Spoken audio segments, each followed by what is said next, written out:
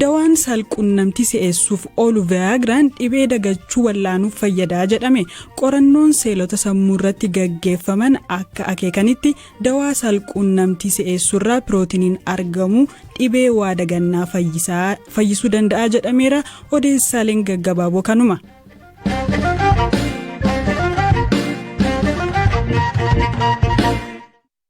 BBC'n waggaan dubartoota jajjaboo 100f gama haqa hawaasaa fiduun jijjiirama aadaa addunyaa irratti qooda qabaniif beekamtii ni kenna.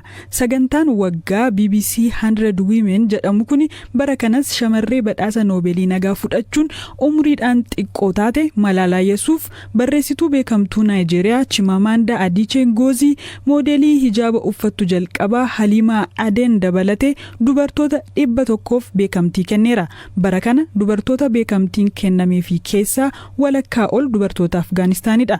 Taalibaan aangoo qabachuu hordofee biyyattiitti dubartoonni barnoota sadarkaa lammaffaa kan arganne, ministeerri dhimma dubartootaa akka cufamuu fi dubartoonni hojii idileetti akka hin deebine dhorkamanillee jabinaa fi gootummaa agarsiisaniif BBC 100 Women beekamtii